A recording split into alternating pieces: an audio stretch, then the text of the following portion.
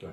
It is one of those sentimental moments. Your son heads off to bed, and you reminisce about his life.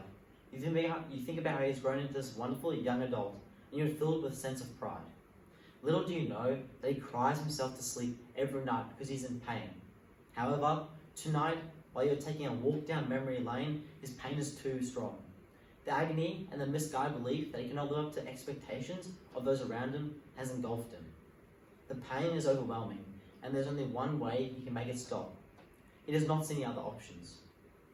Unfortunately, you only realize too late that your rose-colored glasses way of looking at your son's life was totally inaccurate. The realization and devastation hit you all at once as you enter his room and discover his lifeless body lying on the floor. 3/4 of all suicides in Australia are men. 16,800 calls a year are made for men experiencing suicidal thoughts, and another 9,000 ambulances respond to suicidal attempts each year. Good morning, members of the Youth Parliament.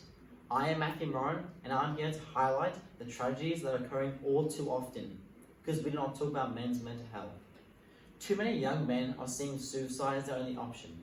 This tragic reality has been brushed aside for too long. We, as the future leaders of this country, need to bring about change. And it's time for us to take action now. Men dying by suicide has gone on too long. It is our responsibility to identify the reasons, the triggers, and to bring about change for the youth who are suffering in. Intervention at an early age by removing the taboo surrounding this topic and admitting it's a serious problem is a start of promoting open and honest discussions. One of the many problems contributing to the instances of men's suicide is toxic masculinity. Toxic masculinity has engulfed society as it slowly rots away at our men. It is everywhere around us, in our schools, homes, sporting fields, and workplaces.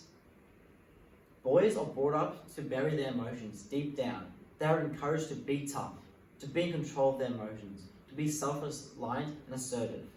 When men actively avoid vulnerability, it can have a dire consequence.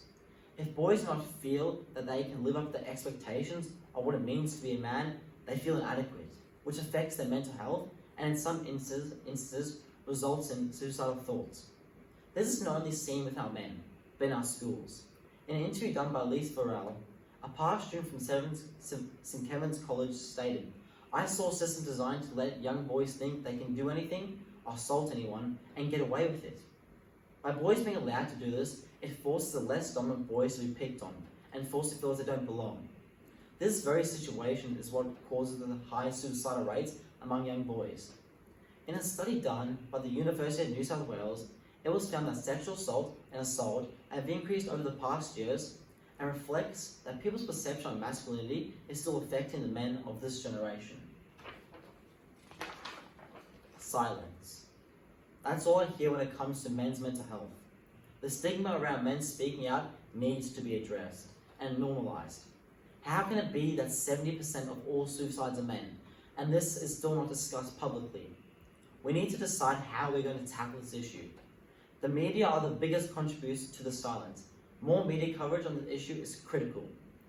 A study conducted by the National Library of Medicine found that women have a higher rate of depression than men, which results in men's mental health being underpublicized. We must make the media more accountable. They have a social responsibility to address this issue. If the media get on board with it, shed light on the increasing number of men suffering, which will normalize the problem and start a chain reaction. If men feel comfortable to talk, they will seek help, which will ultimately lead to men being diagnosed and receiving the help they need. The Australian media are very guilty of the tall poppy syndrome, which is a phenomenon whereby they cut down the tall poppy. They deliberately criticize and sabotage sportsmen who have achieved significant success, this causing the deterioration in their mental health. The media create idols. They place sportsmen on pedestals. They make them poster boys or ultimate role models through their coverage of the high-profile athletes' achievements. They then turn on them and strive to destroy their reputations. A perfect example of this is Ian Thorpe, who says the media made him want to retire every single day of his career. Also, to protect his mental health, he had to leave the country. Another example is Josh Giddey, who spoke about his rise to stardom and explained that it's hard to strive to be your best when you're always being pulled down. In the media's attempt to increase the circulation of the publications and their revenue, they create sensational headlines. They then try to destroy the very idols they created and never take responsibility for destroying the individual. We, the future publishers of Australia, need to promote responsible and ethical reporting.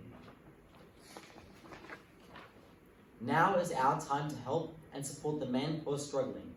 There are so many organisations that exist, but they need funding and media coverage to grow and support all men. A great organisation that is helping bring about change is Boys Do Cry. This movement shows that it's alright to get help and show emotion, but they need to help to reach more men like you and I. They need funding to get their message out there.